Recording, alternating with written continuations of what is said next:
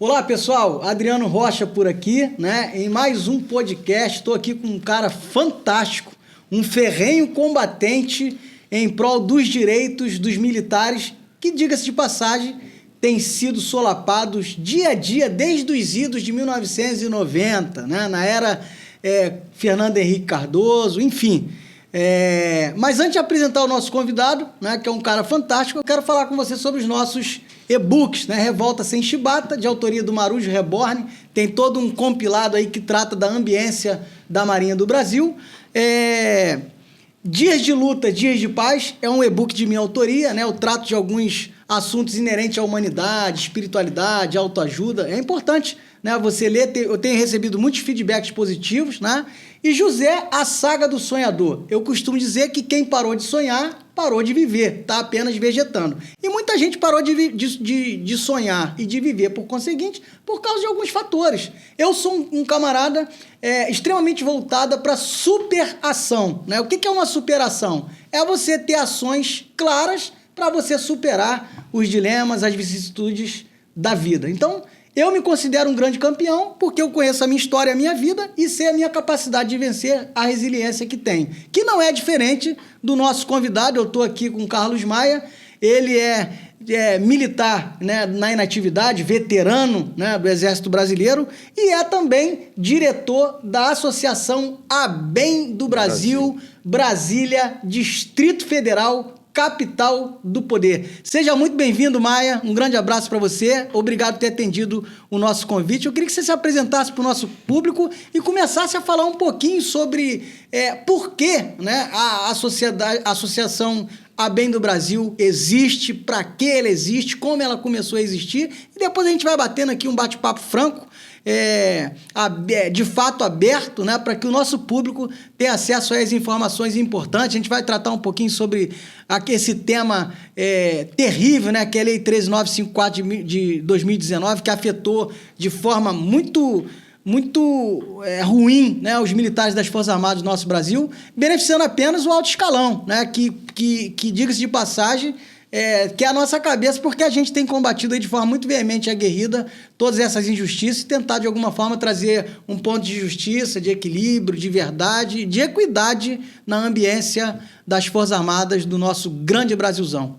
Fica à vontade, meu irmão. Bem, Adriano, primeiro, boa tarde aos amigos aqui do Rio de Janeiro e de todo o Brasil, até porque nós conversamos aí já há alguns anos, né, com grupos dentro do relacionamento da rede WhatsApp e de grupos formados, né, no Rio Grande do Sul, em São Paulo, aqui no Rio de Janeiro, na Bahia, no Nordeste brasileiro, no Norte do país.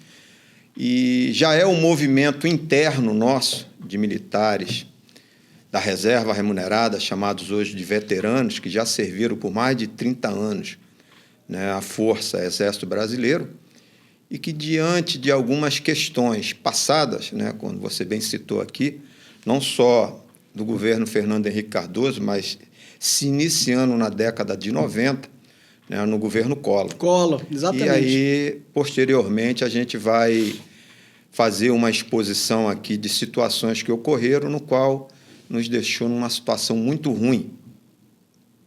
Aqui nos encontramos hoje. Exatamente. Principalmente com a questão, né, da sanção da Lei 13.954, que foi o PL 1645, que foi combatido dentro da Câmara Federal, mas, diante do acordo feito no Senado Federal, e nós vamos falar sobre todas essas situações, para que a população, para que o nosso público entenda o que ocorreu e tem ocorrido conosco desde a década de 90 para cá.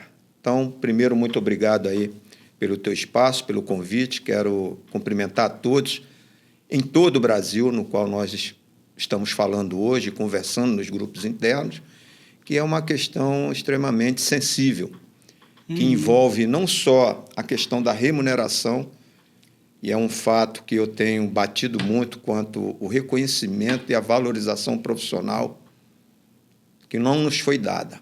Exatamente. Principalmente após a estabilidade. Então, eu faço parte da ABEM do Brasil, que tem sua sede em Brasília, no edifício Oscar Niemeyer, e já há algum tempo, desde o período de 93 para cá, pessoal lá em Brasília, com alguns movimentos de amigos do Sul, de Brasília, já vem trabalhando internamente para convencer, né, os escalões superiores e também alguns políticos quanto a algumas reformas que devem ser feitas ou a questão da valorização profissional. Eu digo com relação a salários e ao reconhecimento profissional. Então, já na ABEM do Brasil, nesses últimos 10 anos, nós temos trabalhado a questão da conscientização, trazendo a informação correta, levando ao conhecimento do nosso público, né, principalmente os militares da reserva remunerada, as pensionistas, os reformados, que foram prejudicados agora na Lei 13.954, mas já vem sido e sendo, né, prejudicados desde a publicação da MP 2215.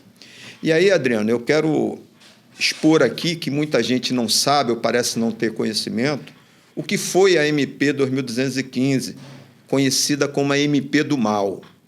Essa MP ela foi publicada em 2000, ela cassou os nossos direitos constitucionais, até porque eu sempre conversando com o advogado trabalhista federal, e aí eu cheguei ao conhecimento e ao ponto de dizer que nós fomos excluídos do artigo 37 e 39 da Constituição Federal.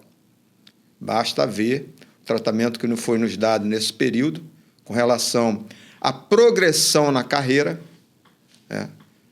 Após a estabilidade, depois de 10 anos, você passa 1/3 da sua vida militar cumprindo todas as ordens, todas as exigências, que, diga-se de passagem, que foram planejadas por eles, pelos membros do alto comando, pelo escalão superior, tanto na Marinha, no Exército, no nosso caso, e na Aeronáutica, né, que projetaram essa situação na qual nós cumprimos não só o regulamento, mas como todas as exigências que nos foram feitas. Você imagina um militar, né, e quando eu falo de militar, eu quero destacar também a questão de algumas situações relacionadas ao serviço militar obrigatório. O serviço militar obrigatório, no artigo 143 da Constituição Federal, ele diz que esse serviço é apenas de 1 ano. Então, todo cidadão brasileiro, ao completar os 18 anos, ele tem que prestar o serviço militar, um dever do cidadão, com relação à nossa pátria, ao nosso país, à nossa pátria amada Brasil. E esse serviço ele tem a duração de 1 ano. Para aqueles militares que prestaram o serviço militar e que passaram pela incorporação, e logo depois, que a incorporação ela tem um período ali de 3 meses, que é o período básico, onde o militar, o cidadão, ele aprende as ordens internas, que são as diretrizes internas, né, grande parte do regulamento interno, para o cumprimento do dever institucional de cada força, para a sua missão ou a sua função, que não é só o militar tirar o serviço, ele desempenha uma função ali, seja no administrativo, seja na área logística, seja na sua arma de infantaria, de artilharia, né? Especialização, cavalaria, saúde, comunicação, logística, enfim. Então, esse militar, após esse período básico, já no serviço militar, ele aprendeu ali a marchar, a cumprir as ordens, o rito, né? E o seu dever institucional, ele passa por uma qualificação. Ele é selecionado dentro de uma QM, que chama qualificação militar. E aí vem, sequentemente, após o serviço militar, que tem a duração de 1 ano, vem a contratação temporária, que no nosso caso foi de 10 anos, renovando anualmente ou reenganjando em 2 anos, fazendo renovação de contrato temporário de trabalho. Está organizado no artigo 37 da Constituição. E, no nosso caso, os militares ele tem um período de 10 anos. Qual o concursado ou qual o cidadão que presta algum serviço público que é avaliado 10 anos hoje? Não, a estabilidade do funcionário civil é 3 anos. 3 anos, 5 anos. Algumas classes, antigamente, era 5 anos, aí agora mudou 3 anos. Bem, isso aí. Com a Constituinte de 88,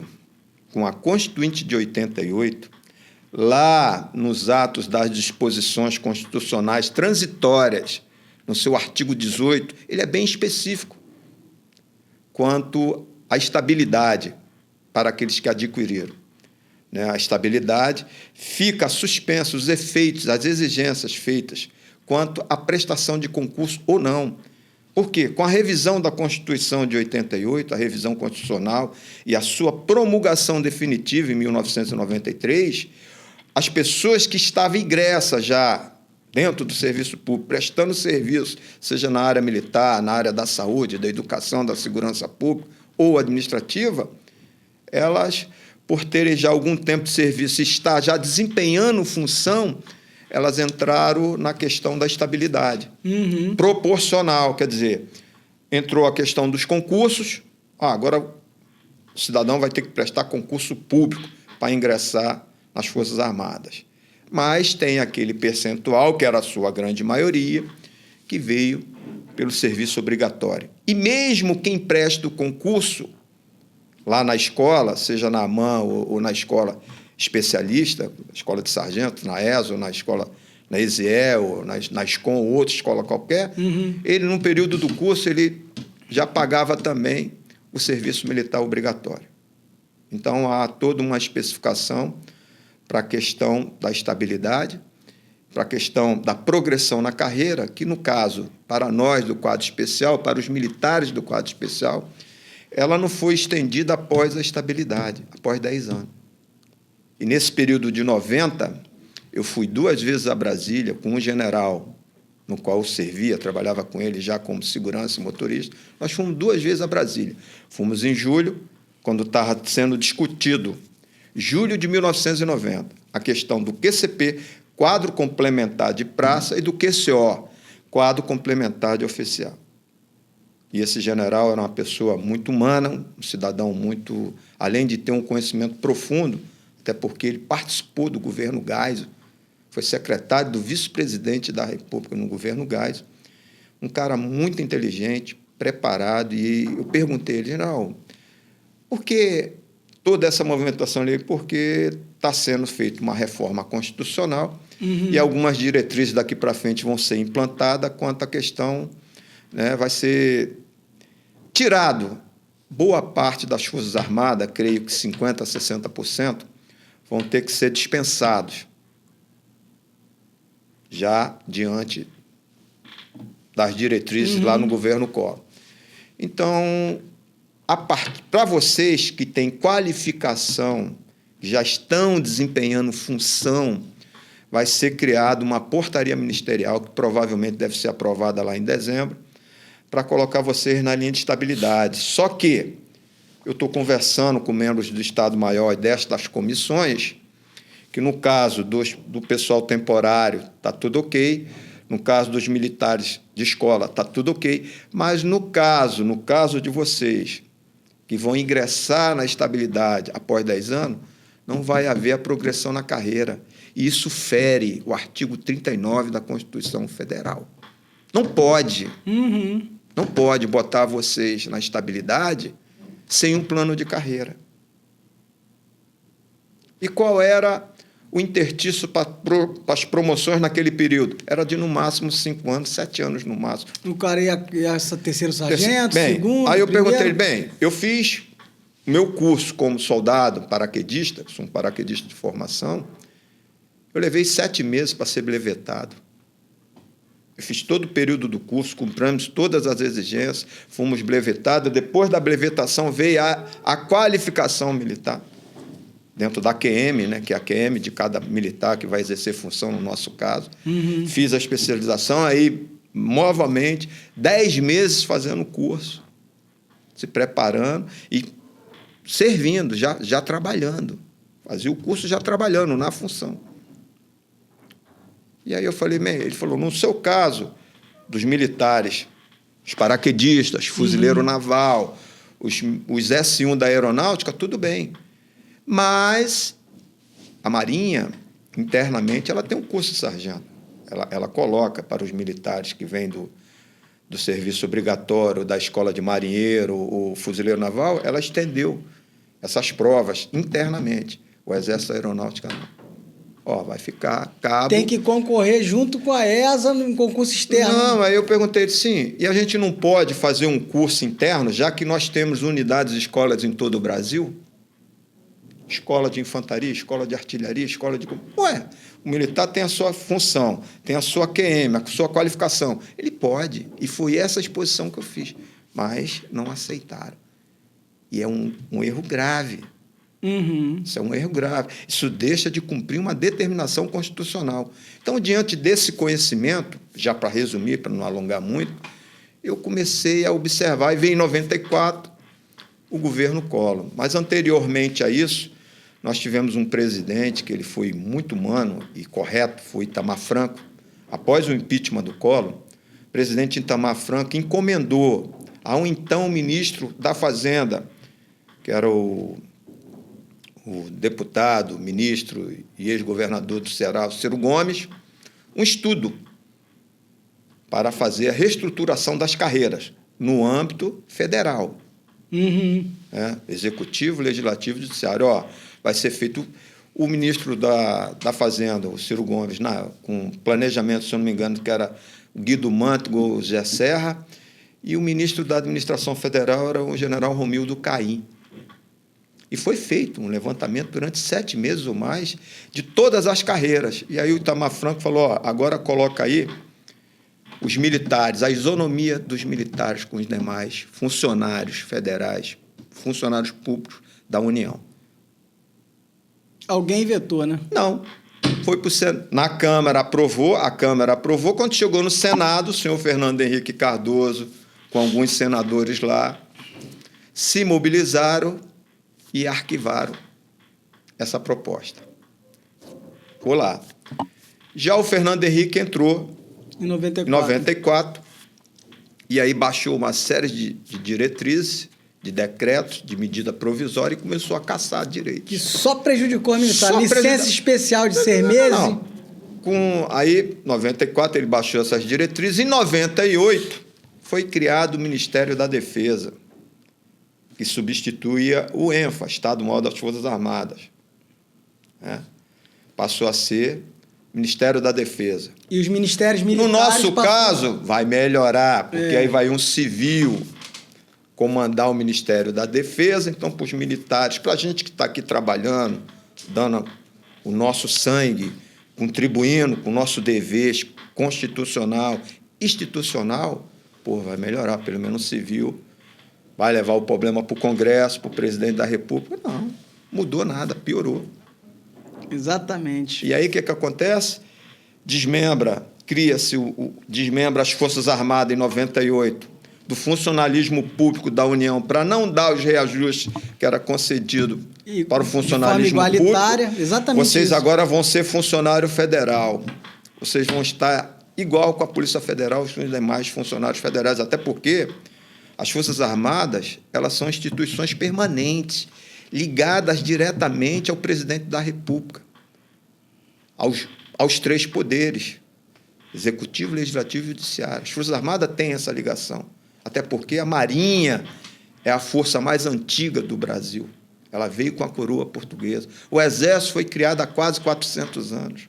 Depois a Aeronáutica tem aí seus 90, quase 100 anos. Uhum. A Polícia Federal foi criada há 70 e poucos anos. Você vê um policial federal nada contra aos demais funcionários públicos da União Federal, até porque todo mundo tem seu direito e merece ser valorizado, mas a gente... Só ladeira abaixo. Ladeira abaixo. Nada. E aí as perguntas, vem cá, já que eu trabalhava com o oficial general, eu questionava, vem cá, como é que vai ficar a situação das promoções, tudo bem, e da reestruturação dos soldos, das gratificações correspondentes, do nosso soldo? Não vai ter nada. Vem a MP 2215, em 2000. Ela tirou uma licença especial nossa, cassou a nossa data base para correção de salário com a inflação anual, que era maio, todo 1º de maio, tinha ali um reajuste, que lá no governo do senhor José Sarney, do presidente José Sarney, ele nos dava a inflação com mais 0,05% da inflação para a gente não acumular perda. Presidente José Sarney. Fazia isso. E aí o militar se mantinha, pelo menos, dentro da questão salarial, no mesmo patamar dos demais funcionários federais da União. O mínimo de humanidade, né? Todos eles tiveram. Muita gente fala, eu falei, olha, o nosso problema, ele não está dentro do Congresso Nacional, não. Ele é interno. Pronto, agora... Porque se quisesse dar aumento a gente, basta colocar no orçamento da União. Basta, vamos lá, tem a questão aqui dos praças. Muita gente fala, os praças, subtenentes, sargentos, cabos, soldados, eles compõem mais de 82% de todas as forças, Marinha, Exército e Aeronáutica. Maia, vou te fazer uma pergunta aqui muito, muito direta, né? Você acredita que toda essa problemática que envolve a ambiência das Forças Armadas, sobretudo os prejuízos que as praças vêm acumulando, como a gente já falou aqui, desde os idos de 90, né? Eu ingressei na Marinha com 16 anos em 1991, né? Você ingressou, obviamente, na década de 80, né? 87. Alguns anos antes de mim, em 87. Na década de 89, de Collor de Mello para cá, ladeira abaixo full, né? A gente vem tendo perdas incomensuráveis, né? Fernando Henrique foi um governo clássico nessa destruição. Nessa destruição. Deu nada. Não deu e tomou, né? Tomou diversas coisas, como você já citou, as normas aí da época, né? Os decretos, enfim. O que você entende é o cerne desse problema? São os políticos em si ou são o alto comando das forças? Aí vem... A gente está aqui para bater um papo sério. Preâmbulo da Constituição Federal, da nova CF, né? Entrou as regras. Nossos representantes legais não são os políticos. Pronto. É o ministro da Defesa. Na hierarquia vem o presidente, ministro da Defesa, os membros do alto comando, os comandantes que têm prerrogativas... De ministro de Estado. De chefe de Estado, de ministro. E autonomia jurídica, dizer, então vem presidente da República, Ministério da Defesa, os membros do alto comando, porque eles têm voz, né, e eles ditam normas, vota lá entre eles, tudo bem. Os membros de alto comando de cada força, que são, só no Exército, se eu não me engano, são 16 generais, membros do alto comando, fazem reunião mensal. Sim. E esse assunto, salário de praça, não é discutido. Carreira de praça? Carreira não é. E desde esse período começou. Os intertícios eram de 5, 7, passou para 8. No caso do quadro especial, eu fui promovido a terceiro sargento com quase 16 anos de serviço. Eu perdi só ali 2 promoções. Mas você não fez concurso. Eu vou te perguntar. Eu estou ingresso na força, eu estou trabalhando. Você estabilizou? Estabilizado, função de confiança, cargo de confiança. Sim. Eu trabalhei 22 anos com oficial general. Qualquer missão, a gente estava ali. GLO, no Rio de Janeiro, das primeiras de 94 para cá, eu participei até 2011. 2 missões no Haiti. Para isso eu sou profissional, agora para me reconhecer como... Para te dar um direito de uma promoção? Não é nem promoção. Faço curso. Eu fiz o curso de sargento, fiz o curso de cabo. Meu curso de cabo foi média 8,26 detalhado, prova oral. Por estar lá em Brasília... E por trabalhar com o oficial general, esse cara aí, paraquedista, vamos arrochar. E eu rindo, porque o cara que está ali trabalhando, que tem amor à instituição, o Brasil, a nossa pátria, respeita a legislação, respeita os seus comandantes, o regulamento e as diretrizes, Brasil. Estou aí. Curso. Na risca. O capitão fazia de tudo para ver se tinha um motivo. Não, só elogio. TFM, Tati, vamos lá para manutenção. Impecável. Prova oral. Tua prova vai ser oral. Tranquilo. Prova oral. O coronel vai, me chama. Até gente boa, não esqueço o nome dele, o coronel ali, ficou me rindo, falou, a turma tentou te cercar para te, realmente, para te excluir do curso, mas não conseguiu.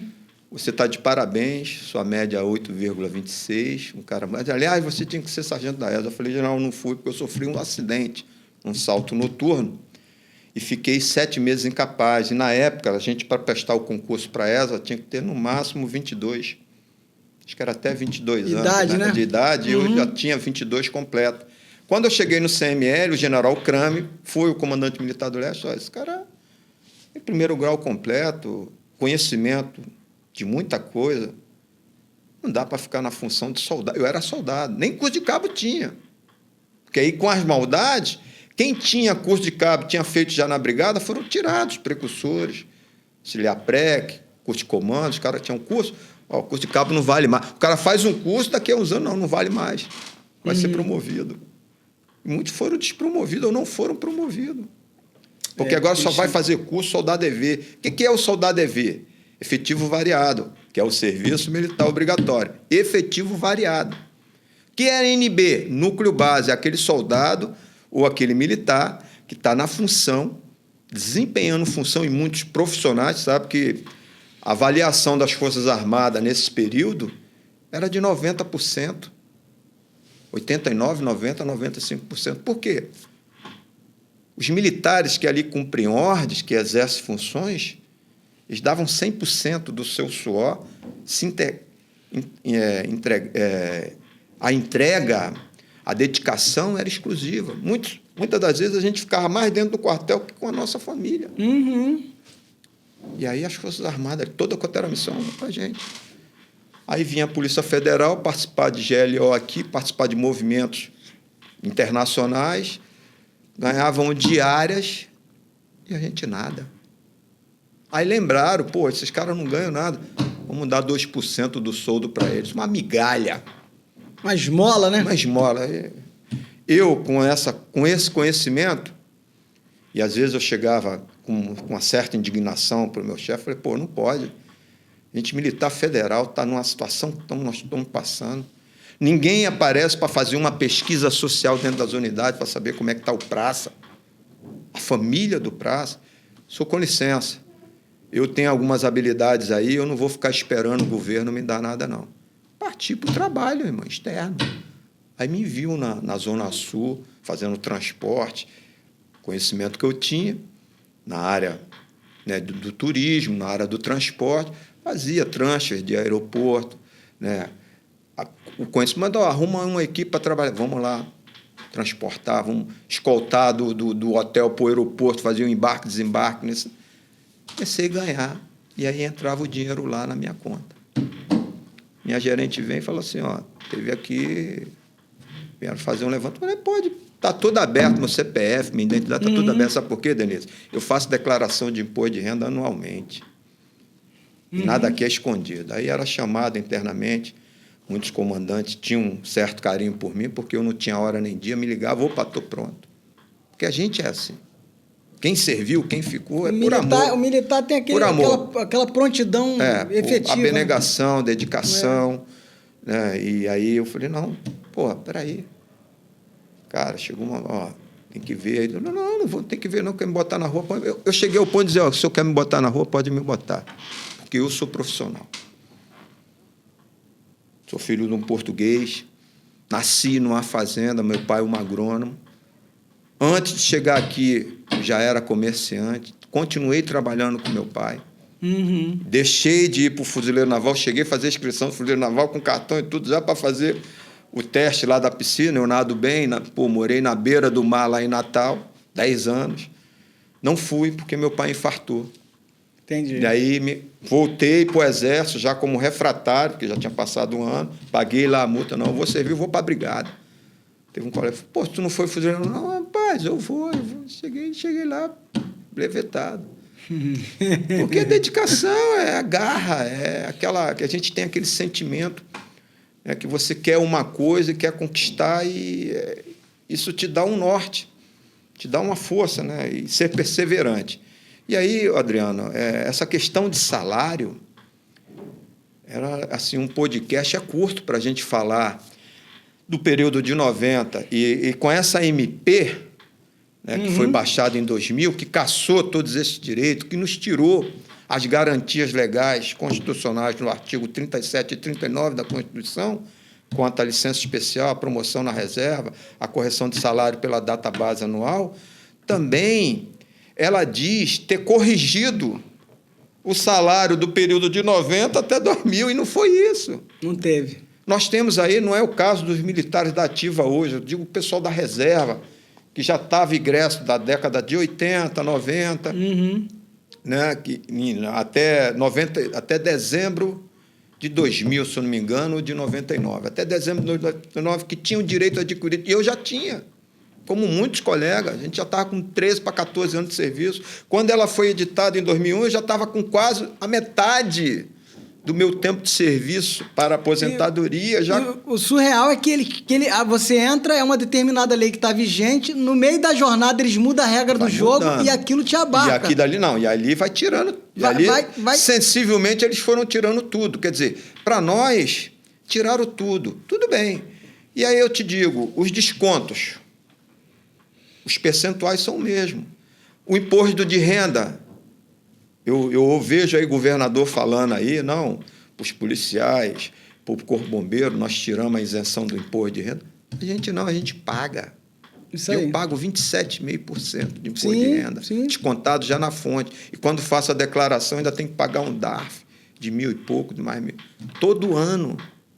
Quer dizer, para o desconto da pensão, uma coisa que também se agrava e agravou, né, nessa nova... Na Lei 13.954, quando ela foi sancionada, foi que os percentuais que foram dados, né, para os generais, nada contra, para os oficiais superiores, se eu não me engano, foi de 73%. Eles atingiram o teto. Né, zero isonomia, zero paridade. E aí, depois, teve um escalonamento para os oficiais superiores ali, que ficaram com 65%, e aí veio os subtenente que tinha chacal ficou ali com 56%. Alguns tiveram, nas especializações, tiveram ali as suas melhorias. No meu caso, como paraquedista, fiquei com 45%. Mas tem os militares com especialização, né, que foram revogadas.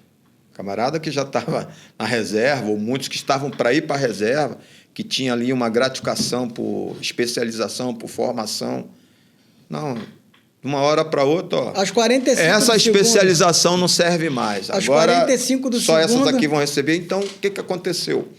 Nessa Lei 13.954, os percentuais que foram dados nas gratificações correspondentes foram muito baixos para os praças, para os pensionistas. E aí entrou o desconto da pensão. 10,5% para todos. Os descontos ele é linear para todo mundo, mas na hora de dar o aumento é escalonado para baixo.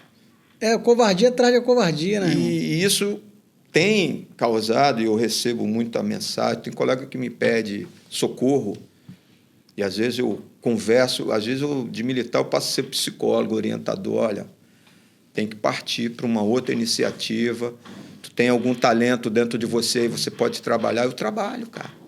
Eu vou sair daqui, eu vou trabalhar, eu tenho trabalhado. Porque se eu ficar dependendo só do quartel, minha família vai passar necessidade, com certeza. Com essa defasagem salarial... Defasagem muito grande. A defasagem em 2018, nós acumulávamos uma defasagem no final do governo Temer de 158%. Tá? E aí... De lá para cá, ladeira baixa ainda para Sami, né? O ex-presidente da República, o senhor Bolsonaro, no qual eu tive com uma pessoa que é muito ligada a ele, com Hélio Lopes, lá no CML, falei para ele, olha, pede para ele ver essa questão da reestruturação das carreiras, dos soldos. Pô, tem 4 anos de governo, ele tem 4 orçamentos anual. Vê se dá pelo menos para dar uma compensação de todas as perdas que nós acumulamos em todos esses anos. Aí veio o PL 1645, que gerou a Lei 13.954. Mais grave ainda, esse PL, para ele ser aprovado no Senado, foi feito um acordo. Tem vídeos aí do Major Olímpio, senador Major Olímpio, que faleceu na Covid-19, gritando na sessão do Senado, pedindo para eles cumprirem o acordo. Para que a Lei 13.954 ela fosse aprovada, foi feito um acordo no Senado Federal no dia 4 de dezembro de 2019. Secretário da Presidência da República, secretário-geral da Presidência da República, o senhor presente. Membros do Ministério da Defesa e Comando das Forças Armadas, presente. A assessoria parlamentar militar permanente no Congresso Nacional, presente.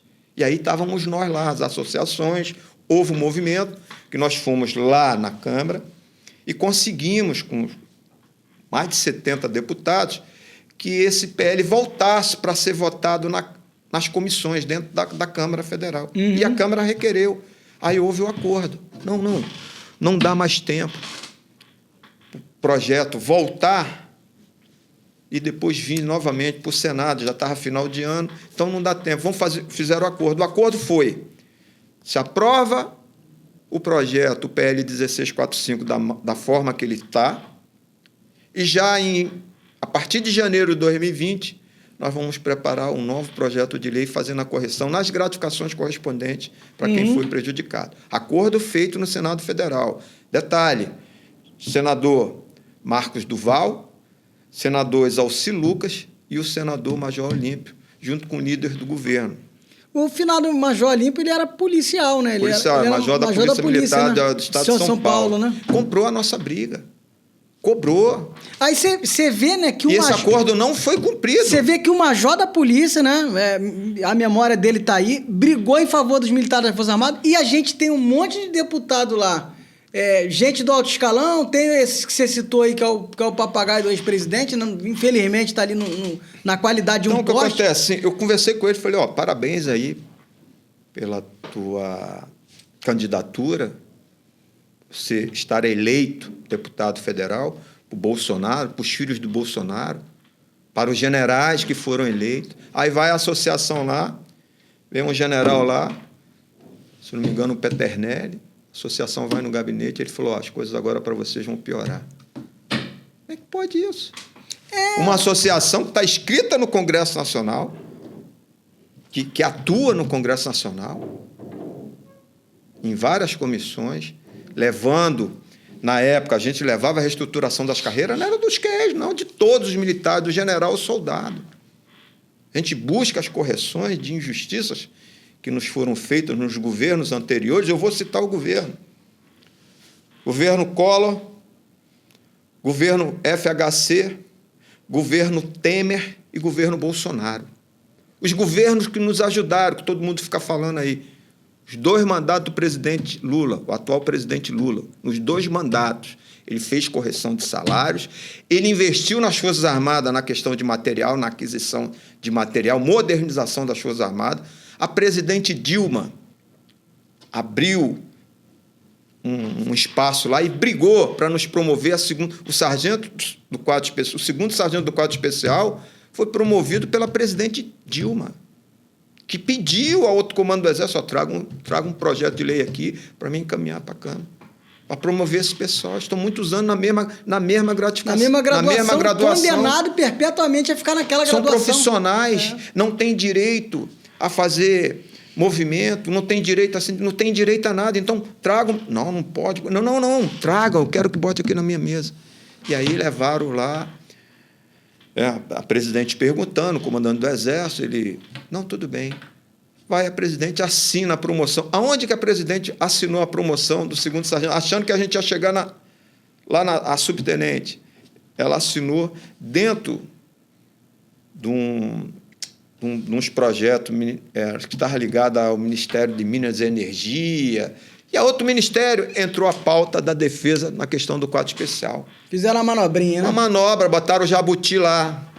E a presidente vai, claro, o presidente com toda a atribuição que tem, toda a responsabilidade, assinou. Não, está aí a promoção a segundo sargento do quadro especial, porque ele não pode ser subtenente. Não pode ser por quê?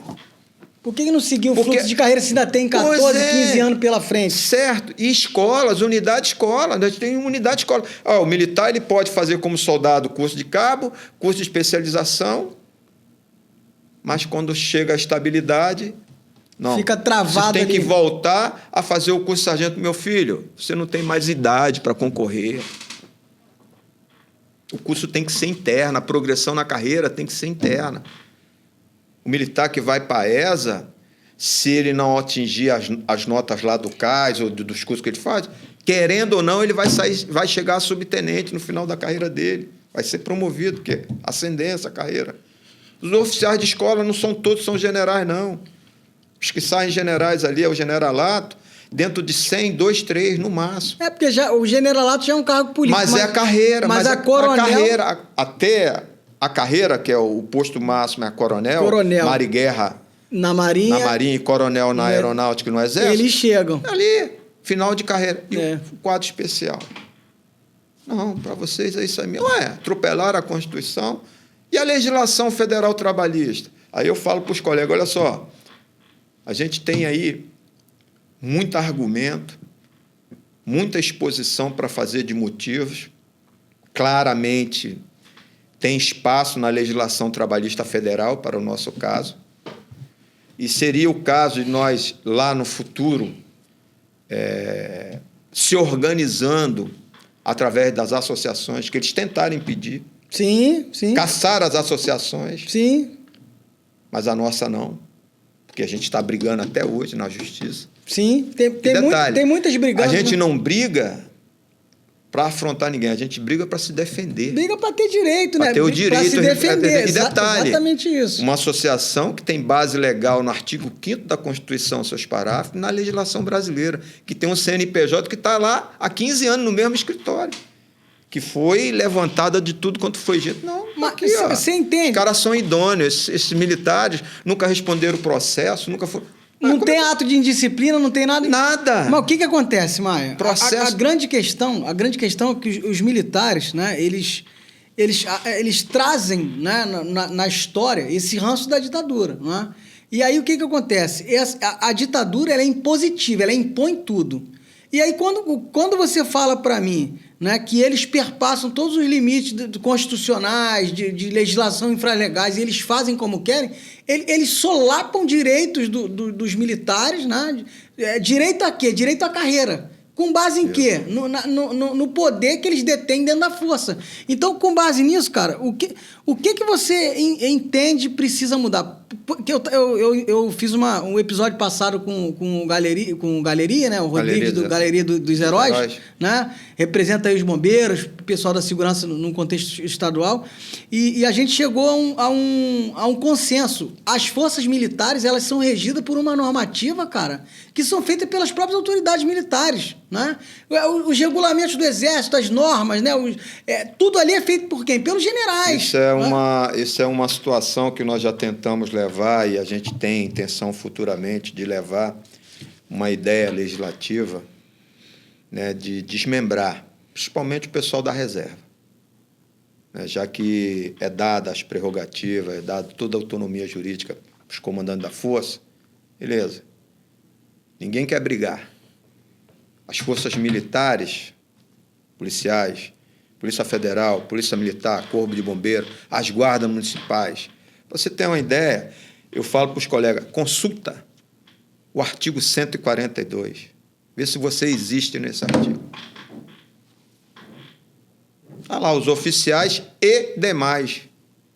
Demais quem? Demais oficiais? O Exército é feito só de oficiais? 82% do Exército é feito de praça, subtenente, sargento. E detalhe, com desempenho de função de responsabilidade, sim, com cumprimento do dever.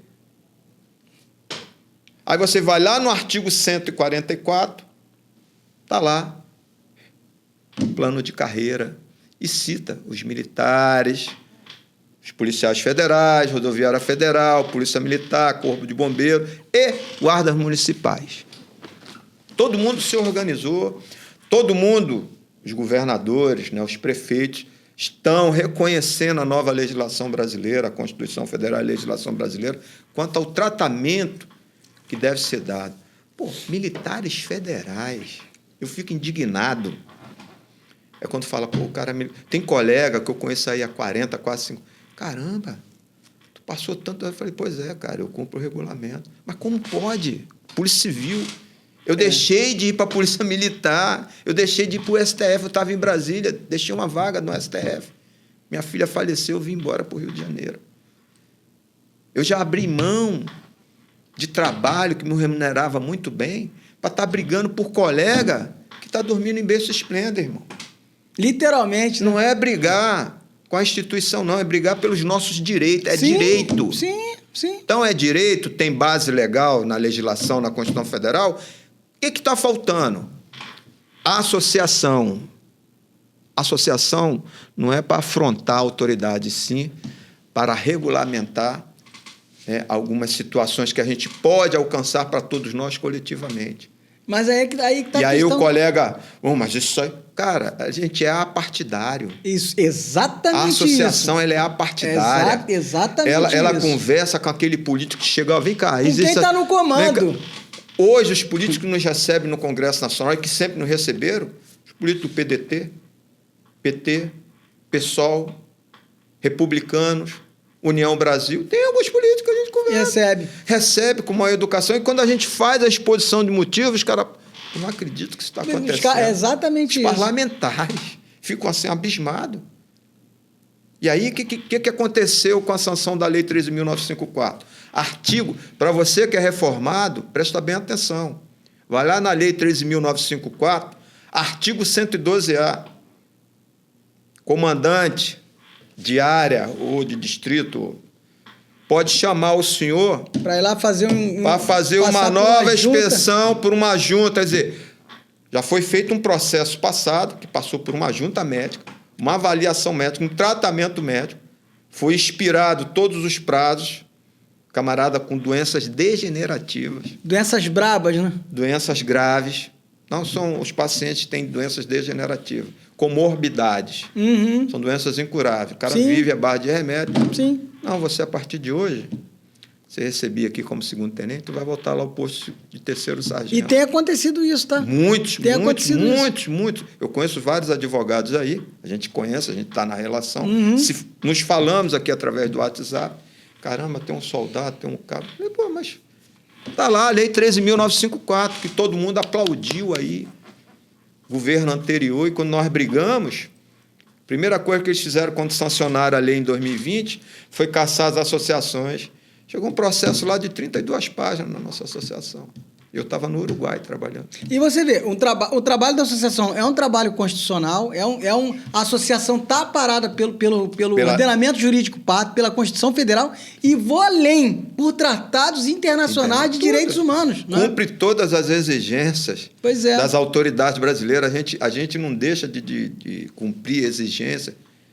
E a nossa associação ela tem essa visão, até porque pelo desgaste que nós já tivemos aí em vários processos, vários colegas que foram indiciados aí em sindicância, onde o advogado esteve lá, e aí eles acabaram, não, realmente. O próprio judiciário vai julgar esses caras porque eles não respondem processo. Estão legalmente amparados pela Constituição Federal, artigo 5º, seus parágrafos. A legislação brasileira, ele foi aberta aqui, esses militares fazem parte da associação, nenhum deles um dia respondeu o processo, foram condenados em processo nenhum. Vocês entendem, senhores? O que o Maia está falando aqui é de uma gravidade, né? O que se busca? Ninguém se insurge contra hierarquia e disciplina, nada disso, né? Mesmo porque muitos militares reformados não estão nem mais abarcados por regulamento, isso já passou, mas não tem a ver com isso. O que tem a ver, o que uma associação de militares faz? Militares inativos, ativos, enfim. Essas associações, elas visam buscar direitos e salvaguardar os direitos desses militares. E aí as forças vêm como se inimigos fossem, né? E tentam calar, né? E aí eu falo para os senhores, por que eu estou sofrendo as agruras de uma sanha persecutória das mais sinistras possíveis e imagináveis? Porque o que eu estou fazendo aqui é trazer para a luz aquilo que está nos bastidores. Eu tenho certeza que muita coisa que o Maia está falando aqui, muitos dos senhores não ouviram. Outras pessoas já falaram aqui e a gente vai continuar falando, trazendo pessoas, por quê? Porque nós temos sido uma voz, né? Esse dia eu fiz uma caixinha de perguntas, alguém perguntou, quem é você? E eu respondi, eu sou uma voz, né? Uma voz que clama por justiça, uma voz que clama por verdade, uma voz que clama por equidade. E aí eu volto para você, Maia, perguntando, eu sei que você é um cara que acredita no fato de que direitos solapados podem ser revisados, podem retornar para as nossas mãos. O que você entende é a porta, é o caminho para a entrada, né, para a gente buscar esse direito, rever aí os direitos inerentes ao pessoal do Exército, da Marinha, da Aeronáutica, direitos que foram solapados na mão grande, né, que foram ceifados, né? Não tem como a gente usar outra expressão. Adriano, doutor Adriano, tudo hoje é decidido na base da política. Eu já há alguns anos, a gente, até no governo anterior, quando chegaram a nós, vocês, não, nós vamos dar uma oportunidade aí para o ex-presidente da República, nós vamos dar um voto de confiança. Então vamos votar nele.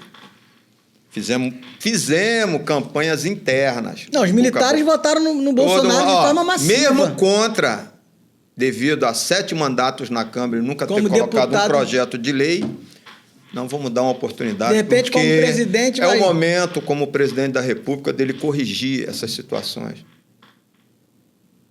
Aqui, aí veio a Lei 13.954. Só dar um adendo aqui, Maia. Aqui, gente, não tem polarização política, nem Lula, nem Bolsonaro, né? Inclusive, quero me dirigir ao presidente Lula. Presidente Lula, as Forças Armadas estão falindo. As Forças Armadas estão quebrando. As Forças Armadas vêm ao longo de décadas, né? E a gente não tá responsabilizando o senhor. A gente não está responsabilizando Vossa Excelência. Mas esse que vos fala... está sofrendo perseguição crassa, está sofrendo perseguição institucional. Por quê? Porque está lutando por direito dos militares. Então, assim, excelentíssimo senhor ministro da Defesa, Zé Múcio, isso que a gente está tratando aqui é coisa gravíssima, é coisa muito, muito grave. Então, assim, e aí não tem lado B, lado A, a gente quer que o governo atual, né, e daqui a 1 ano, 2 anos, trocou o governo, foi esse mantido, a gente vai continuar na mesma conversa, no mesmo diálogo, na mesma briga, para que as coisas sejam colocadas no lugar. São muitas perdas e não tem como calar mais a gente, né? A gente está vivendo no século XX. Estamos vivendo no limite. Já vivemos no limite do limite. Do limite. Então o Maia está aqui, representa uma associação proeminente, né? Uma associação que tem representatividade em todo o Brasil. São milhares de militares que são representados e nós vamos continuar falando. Então, eu volto para você, Maia, perguntando como isso pode ser feito, cara? O que é a bem do Brasil? Se organizar. A gente da Bem do Brasil, a gente tem feito um trabalho de projeção quanto à conscientização e mobilização nacional. A gente já tivemos várias conversas, você já participou de algumas conversas.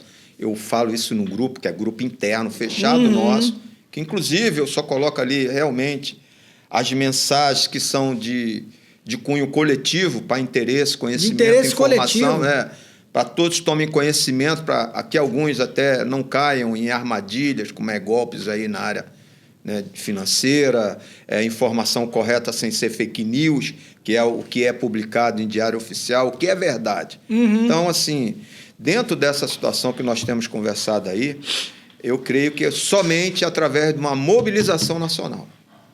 Estou falando dos militares da reserva remunerada, as pensionistas, os militares do quadro especial e os reformados, são mais de 286 mil que foram prejudicados pela Lei 13.954 e que já vinham sendo prejudicados anteriormente nos governos anteriores. E quero, mais uma vez, ressaltar aqui, o presidente Lula, a primeira coisa que ele fez foi incluir os militares. Foi um reajuste de 9% dado em agente? Foi, mas o presidente ele sempre teve boa vontade. O problema é interno. O problema é o comandante da força, o ministro da Defesa, dizer, nós vamos botar no orçamento aqui uma fatiazinha aqui para corrigir, pelo menos dar uma compensação, começar a dar uma compensação dentro. Nós não fazem. Então, o caminho hoje é a política.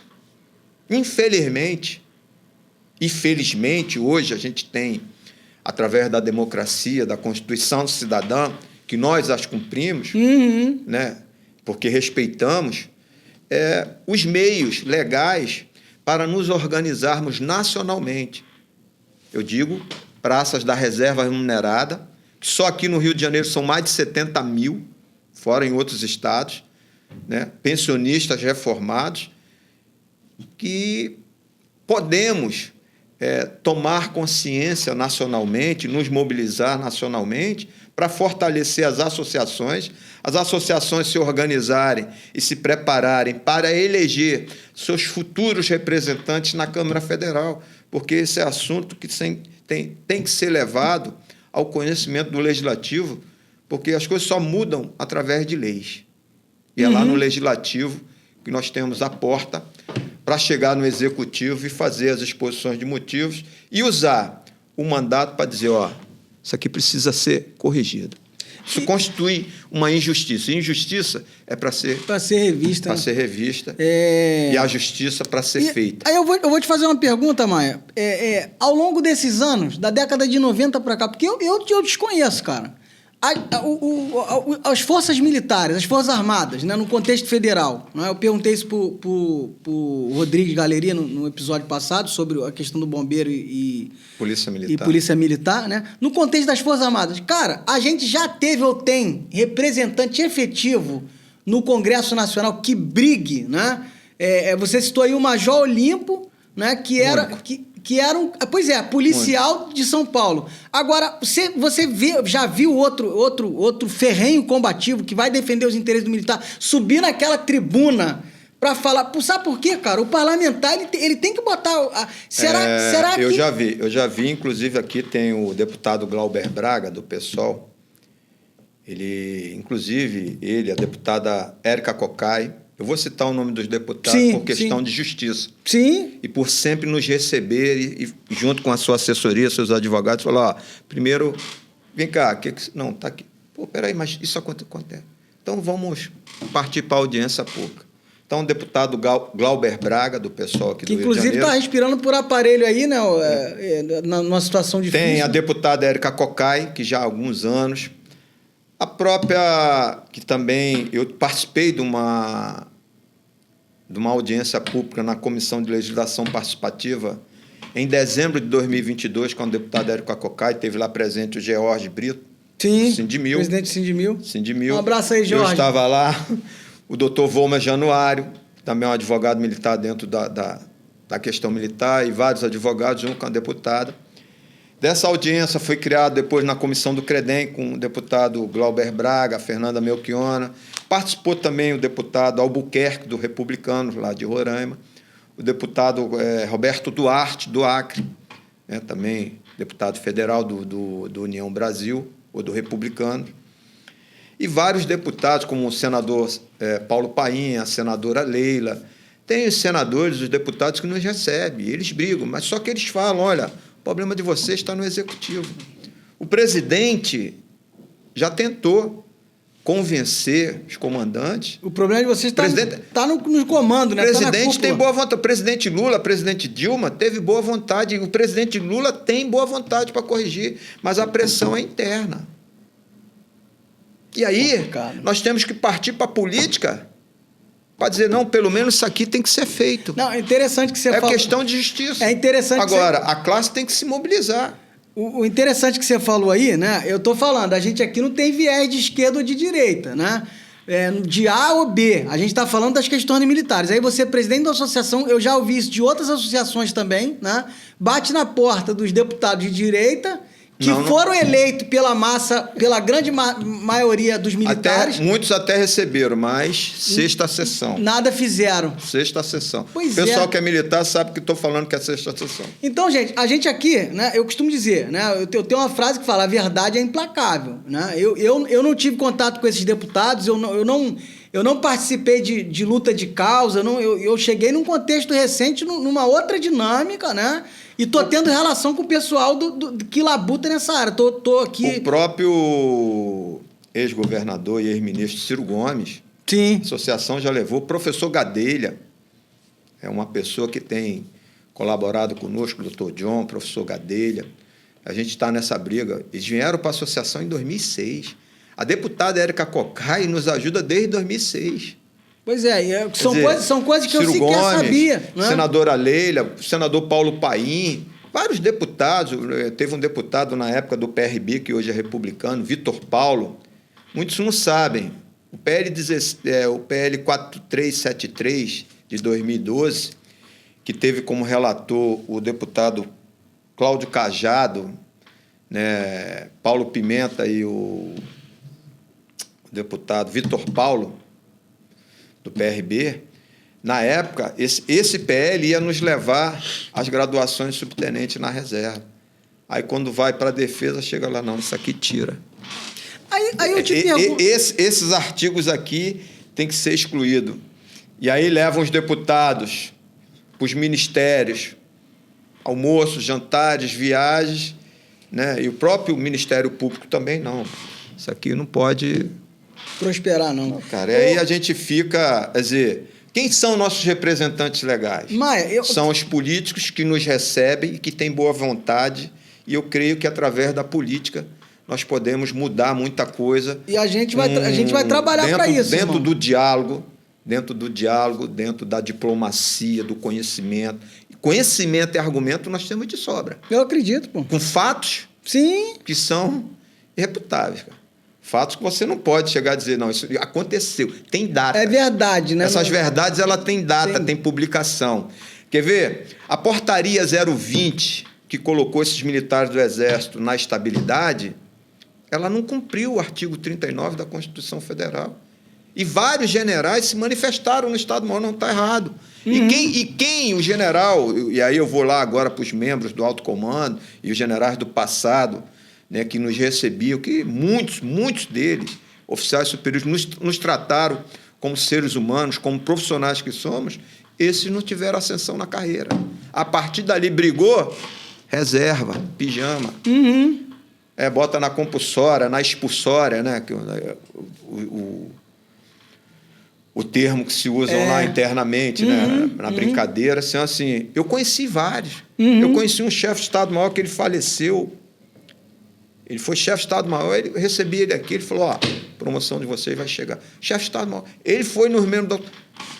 Alguns compõem o comando na época, né, como membros do alto comando, concordavam, mas a grande maioria não. Como lá também tudo é decidido dentro do voto, 50 mais 1, e aí tem um voto Minerva, que é do ministro, do comandante, quer dizer, conheci vários, quer dizer, e muitos que com uma capacidade tremenda, oficiais que realmente, institucionalmente, deram tudo pelo Brasil e tinham boa vontade com seus subordinados, tentaram fazer reserva. Foram parados. Reserva. Foram parados. E a gente fica aqui, por exemplo, vou fazer 40 anos daqui a pouco na reserva, né? Já vou fazer 38, tenho 38 anos de exército. E parece que a gente está pedindo um favor. Parece que está pedindo esmola, né? Está pedindo... Não é questão de justiça. Maia, deixa eu te fazer uma pergunta. Você quer ver uma coisa? Essa articulação do alto comando das Forças Armadas com o legislador, essas articulações. Por quê? No Congresso Nacional, a gente tem lá as salinhas da Marinha, Exército e Aeronáutica lá. Aí eu vou te falar. Aí Assessoria Parlamentar Militar Permanente no Congresso Nacional. Ela tem um andar, não é uma salinha, não. É um andar no anexo da Câmara. Tem suas Deixa eu falar para o senhor. Em 97, eu trabalhando aqui na Vila Militar, o chefe da inteligência levou para o meu comandante me chamou. Que história é essa aqui? Fazendo campanha para o Bolsonaro na Vila Militar. Vou te punir. General, assim, a verdade é a verdade, a gente, por confiança e por se dá bem com muitos oficiais que nos respeitam. Eu falei, Excelência, o senhor sabe que não é bem da maneira que está sendo colocado. O deputado Bolsonaro, 97, ele é um parlamentar, ele está lá na Câmara. Ele pode nos ajudar com a questão da reestruturação dos soldos, das carreiras. Da LRM. Lei de remuneração dos militares. Que caiu em 2000 com a MP. Acabaram com a LRM em 2000. Então, assim, com a questão da lei de remuneração dos militares, o deputado Bolsonaro, né, dentro do... que ele já tem uma visibilidade lá na Câmara, ele pode levar esse assunto. Já virou para mim e falou, dentro da viatura, falou, mas olha só, eu não te puno, porque eu já te conheço de muitos anos. Você trabalhou com outros generais que foram meus chefes, e eu te observo já de alguns anos para cá, a tua postura correta. E eu sei que você não está fazendo isso de maldade, sim para ajudar todo mundo. Nós não precisamos de parlamentar. Nós temos uma assessoria parlamentar, militar, permanente no Congresso Nacional. Aí eu, por general. E por que eles não fazem nada? Porque eles estão lá para defender os interesses dos grandes, pô. O orçamento da força não é mais de interesse para corrigir essas situações. É para investimento nos militares de escola e nas manobras e aparelhamento. Falei, mas vem cá, e os praços? E aí, vou voltar ao senhor. Não vai se fazer uma pesquisa social dentro dos... Não se meta nisso. Obrigado, chefe. Dali eu comecei a ficar calado. Passou um dia, a situação do... Não faz. Porque a gente, às vezes, para evitar que o escabo eleitoral dele entrasse dentro da Vila Militar e viesse entrar em choque com o pessoal da PE, pessoal de serviço, para não haver aquela saia justa. Ó, os limites, Viaduto Deodoro, Benedito da Silveira, o pessoal panfletar. Sim, sim.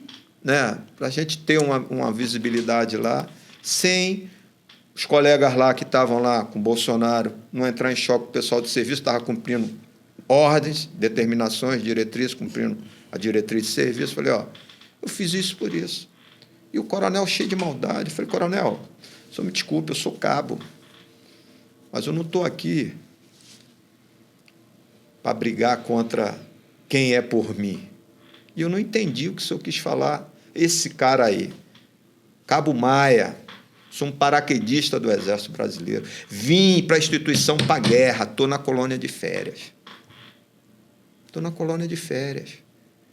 Qualquer hora, qualquer momento, qualquer dia, para o meu país, para as instituições, para o cidadão brasileiro, para o estrito cumprimento do dever institucional e da Constituição brasileira, eu estou pronto para defender meu país. Agora, eu tenho que ser reconhecido, nós temos que ser reconhecidos como militares federais, nós somos militar federal. Você tocou no ponto aí, mas nós somos militares federais, né? O que acontece? Você conhece uma polícia militar ou um bombeiro em qualquer estado da federação que está recebendo proventos menores do que o das Forças Armadas? Um soldado hoje... Nenhum. Um soldado hoje ganha menos de R$2.000. Soldado da Polícia Militar ganha mais que um terceiro sargento do Exército. Isso na maioria das polícias, né? A maioria das polícias. Você está vendo, gente? Já foi feito, é só pegar o contra-cheque. Isso é inconcebível. Nas polícias militares do Brasil inteiro, não se equipara um soldado fuzileiro naval, um soldado do Exército, um soldado da Marinha, né, um marinheiro, um soldado da FAB. O salário não chega a R$2.000. O vencimento, os proventos não chegam a R$2.000. É um absurdo. Tem sargentos das Forças Armadas migrando para as polícias para serem soldados. Então, isso é um absurdo. Mas nós estamos chegando no final aí do nosso episódio, né? Eu queria que você desse um recado para a tropa. Por quê? Eu sei que a tropa tá amordaçada, a tropa tá humilhada. Hoje eu recebi dezenas de mensagens, né, do comando do batalhão litorâneo, né? Acho que deixa eu ver aqui, para não falar o nome errado, né? Quero falar o nome certo. Mas, assim, são muitas mensagens. Que é batalhão do Exército? Não, é artilharia de costa? Fuzileiro naval. Fuzileiro naval.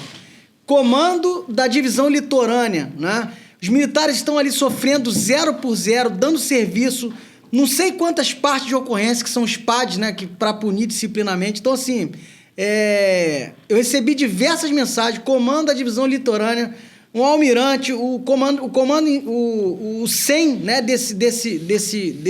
dessa OM, está tendo uma inspeção administrativa militar. Essas inspeções administrativas militares são para inglês ver, né? E tem militares sofrendo lá dias e dias e dias. Então, assim, os militares estão sofridos, irmão. Os militares estão sofridos. Isso é no Exército, é na Marinha, é nos Fuzileiros Navais, é na FAB, é em tudo quanto é lugar. Sofrido sem assistência médico hospitalar, num contexto brabo. Eles estão pagando o FUSEC, você paga o FUSEC, mas você chega num lugar para ser atendido, não tem atendimento digno, é precário. Questão do Fundo de Saúde, né? Que a gente contribui também. São várias questões que tem ali, muitas das vezes até a imprensa coloca a situação aí na mídia. O militar ele não tem previdência social. Exatamente. O militar ele tem um fundo de pensão, fundo de proteção social que ele contribui até morrer. Até na reserva reformada ele contribui. Na reserva, está aqui no meu contra-cheque, está lá. E como nós, que anteriormente, a MP 2215, que por punho declaramos continuar pagando as pensões a quem é de direito, segundo o regulamento, as normas e tal, está lá, pensão para filho, eu pago. Como todos que estão na reserva, não, 1,5% para filha, para quem fazia jus anteriormente a 2000. Que a partir de 2000, a pensão para as filhas foi extinta. A partir de 2000. Por isso, os militares já em 98 foram lá todos, como eu, na Secretaria Sargenteação, fazer a declaração, protocolar e botar em anexo lá na Secretaria, ó, eu, cabo, fulano ou sargento, fulano de tal, declaro que tenho o interesse de continuar pagando a contribuição de 1,5% para a pensão da filha e de 7,5% da esposa. Então, com relação a todas as descontos, a legislação, como também o imposto de renda, que a gente paga 27,5%. Sim. Uai, meu salário já não é nada. E aí eu vejo lá no contra-cheque, todo mês, 1.000 e pouco só de imposto de renda. Todo mês, 1.000 e pouco de imposto de renda. Fora o que eu pago aí na rua, que a gente paga imposto embutido. Em tudo, então, né? Paga imposto em tudo. Doutor Adriano, a questão nossa, os militares de todo o Brasil, tá, é política. E quem diz, militar não, os militares do escalão superior, como tem assessoria parlamentar, militar permanente no Congresso Nacional, que atua lá diariamente, tratam de questões políticas. E trata de questões mas que afetam os praças não são incluídos nessas pautas. Exatamente. Não são. Exatamente. As polícias militares, Corpo Bombeiro, quando tem audiências públicas, lotam lá com praças, com oficiais, com sargentos, cabos, soldados. E pensam, mas quando é para as Forças Armadas, os oficiais superiores. E aí eu venho novamente falar sobre o tratamento dado no artigo 143, que precisa ser mudado. Tem que fazer uma emenda constitucional para mudar o artigo 143, incluir os praças ali. O artigo 144 ele é bem claro quanto às carreiras, quanto a toda, né, as ordens e os benefícios que estão ali, como também os deveres. Tem os deveres e tem os benefícios. As benefícios nossas foram tirados, os deveres continuaram. Continua. As exigências você também. Você só tem obrigação, direito você não tem. Tudo bem, a gente cumpriu. Tentaram punir a gente, não, mas a gente não vai dizer não. Tá querendo processar? Vou constituir advogado aqui, vamos defender. É isso aí. Agora, por quê? Porque nós estamos brigando, porque é o direito coletivo, não é o direito meu, seu, não, é coletivo. Exatamente. E coletivamente nós estamos falando de mais de 280 mil militares no Brasil inteiro. Aí você junta a família, porque detrás do militar tem a família. Tem a família.